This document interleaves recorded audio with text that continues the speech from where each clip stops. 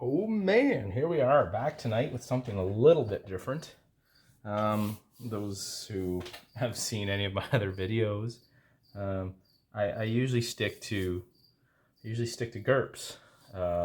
It's kind of my main, my favorite system these days, and I sometimes stray into a little bit of OSR stuff like BECME, D&D, or basic fantasy.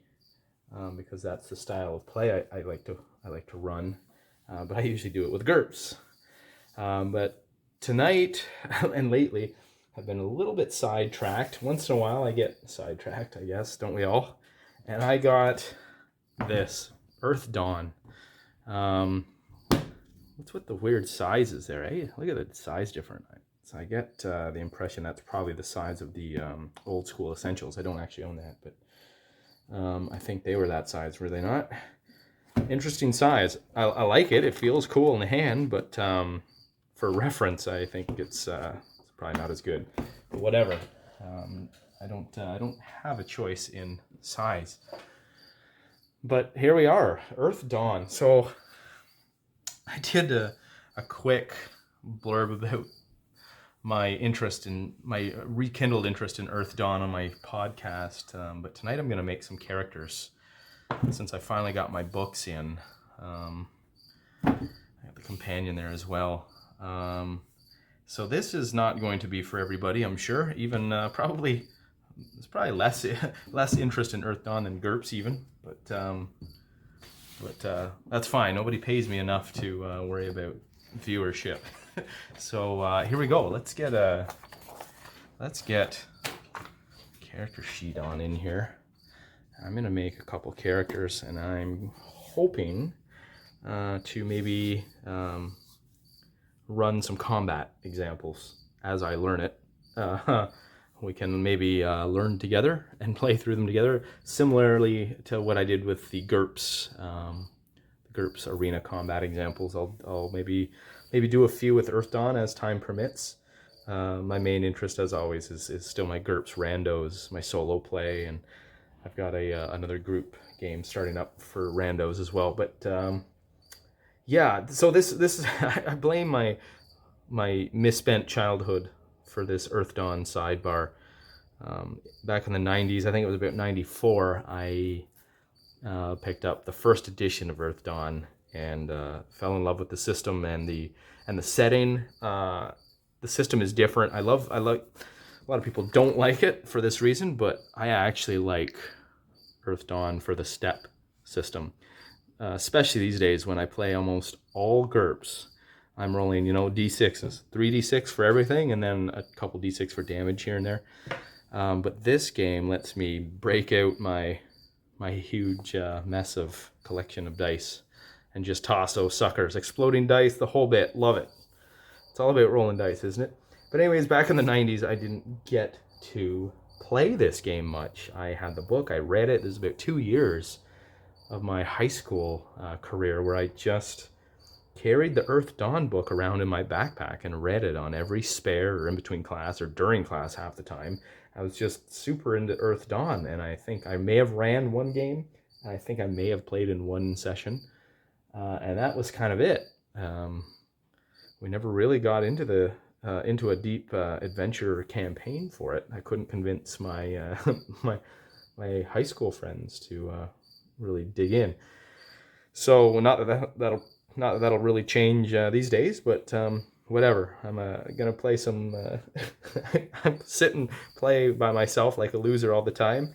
So now's my chance. Nobody's gonna put a kibosh on it this time. So here we go. All right. So looks like I've got a nice listing here of the player character races, and there are 8 of them. So I'm going to roll randomly, and I'm going to start making characters up that way. We've got a 4.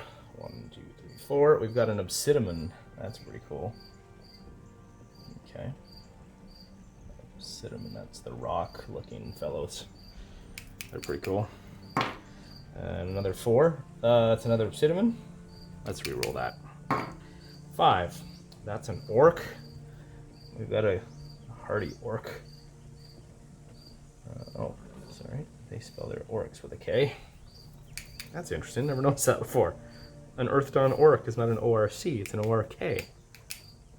Is that normal?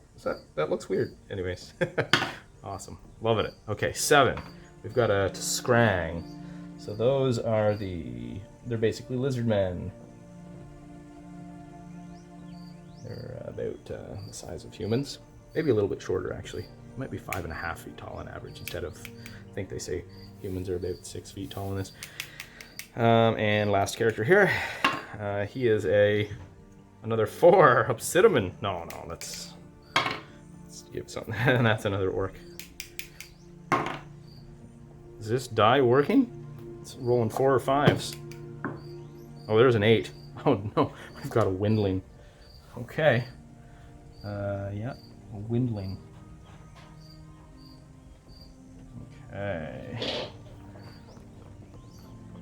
All right. So here is probably maybe my only real problem with this format is it just won't stay open. That's kind of annoying. If I really fold it, it will stay. Anyways, okay, let's go for this. So we got some default ratio values.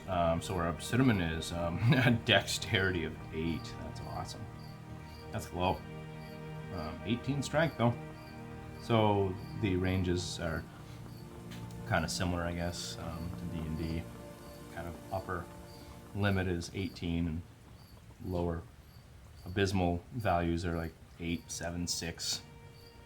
What are we? 8, 13, 9, 10, 9, 10.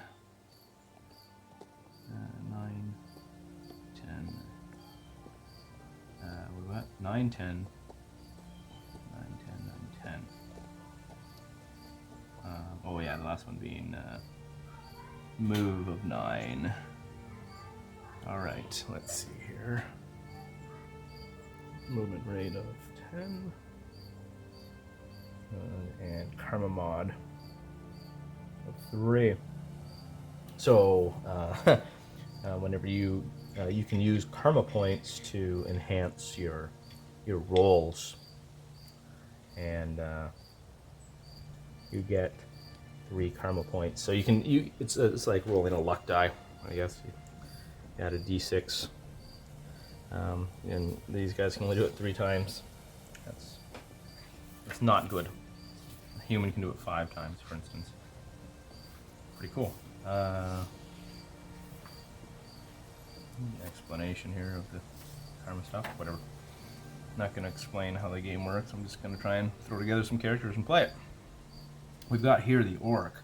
10, 13, 11, 10. 10, 13, 11, 10, 8, 9, and a move of 12. Faster than the Obsidian, that's for sure. To Scrang, they're interesting little guys.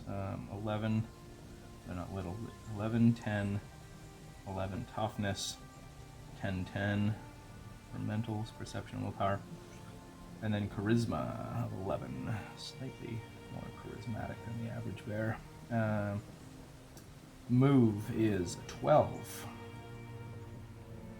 12, and karma mod is 4. Oh, karma mod for the orc was 5? 5.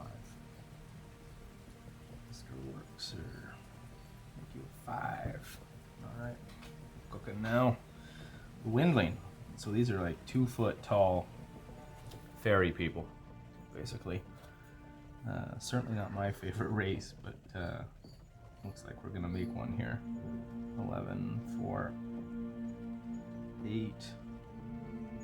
11, 4, 8, 11, 10, 12, movement of 6 sixteenths. 6/16. Oh yeah, that's, of course it is. That's their ground speed versus, and after the slash would be their flying speed. Karma mod 6. So you guys need some kind of mechanic boost to keep him alive. Okay, well, there we go. It's just trying to fold this thing over a bit so I could take my hands off there to do some writing. And look at that, just folding it over, trying to use the book. Looks like it's separating there already or something. I don't know what's going on. I'm not a book binding expert or anything, but yeah, already I guess this weird form factor is failing me. Whatever. I don't baby my books. I like to use them, so we're gonna continue. Okay, what do we got here? I'm gonna roll random disciplines for these guys. So our choices: Air Sailor, Archer, Beastmaster, Cavalryman, Blue Debuff. 1, 2, 3, 4, 5, 6, 7, 8, 9, 10, 11, 12, 13, 14, 15. 15 on the table. Let's roll 2d8. That'll give us 2 to 16.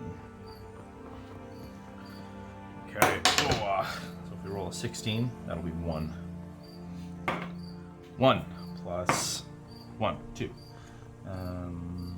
So that is an archer. So we've got an Obsidian archer. Interesting. I like that. I'll have one hefty draw weight on that boy. Is probably. He's got a crappy dexterity to start off with. He'll make a less than optimal archer. 7 plus 4, 11. Okay, so we got 1, 2, 3, 4, 5, 6, 7, 8, 9, 10, 11. We've got an orc thief. Nothing wrong with that. That seems pretty legit. An orc thief. Okay, just scrang. Let's see what this guy turns out to be. 7 plus 7, 14. 1, 2, 3, 4, 5, 6, 7, 8, 9, 10, 11, 12, 13, 14. We've got the weaponsmith. Down here to scrang. Weaponsmith. Interesting group so far. And let's roll in here. We've got a 1 and a 8, so we've got a 9. A 1, 2, 3, 4, 5, 6, 7, 9. Sky Raider. We've got a Windling Sky Raider. That's interesting. Okay. Okay, now I know how to spend my points then, based on their discipline choices. So I guess I'll go ahead and do that and make you all sit through that. I'm just looking over at the racial restrictions. This was something that I do remember from first edition. Windlings could not become Sky Raiders. It's an optional rule in 4th edition Earthdawn. But I think I'm going to go with that because it is a little ridiculous. Why would a flying ferryman, I don't know, whatever. I just don't want to do it. That's all that matters. 8. 1, 2, 3, 4, 5, 6, 7, 8. He's a scout. Now I can get behind that. That sounds like fun. Cool. Okay. Windling scout. The other racial restriction was Obsidian. Being archers is not very likely, but it's not outright forbidden. It was just more of, I guess, well, the archer discipline. Most important attributes are dexterity and perception, both of which are the lowest on the Obsidian race. But that's fine. We'll make him an archer. We'll go with that, and he's gonna be a spear chucker. He'll have some doozy spears. So perception, and so we've got 25 points. I'm gonna add 7 to both. Add 7, that's 12 and 12, so that will leave me with 1 point left. I can give a +1 somewhere else. So adding 7 to dexterity, that will put it up to 15. Alright, so we've got now a 15 dexterity. That's not bad. 18 strength. Actually, we've got 1 point left to burn. Let's chuck it into strength. Why not?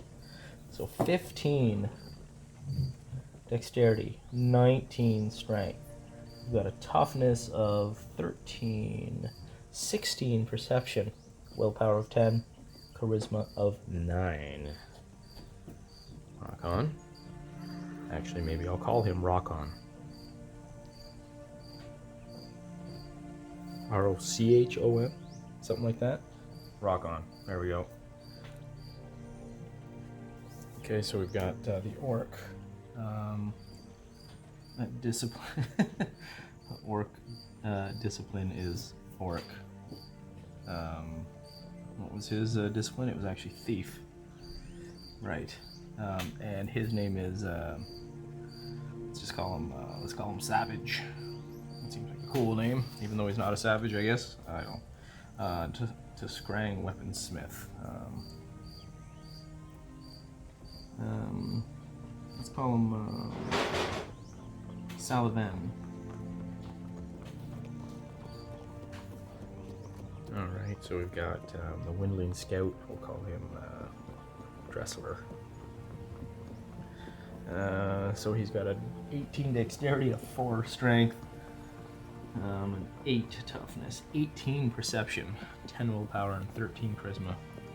Not bad for a Windling Scout, I guess. Salavan, the Weaponsmith, the Scrang Weaponsmith, 17 perception, 17 willpower, 12 charisma, 11, 10, and everything else. Okay, let's get some talents here.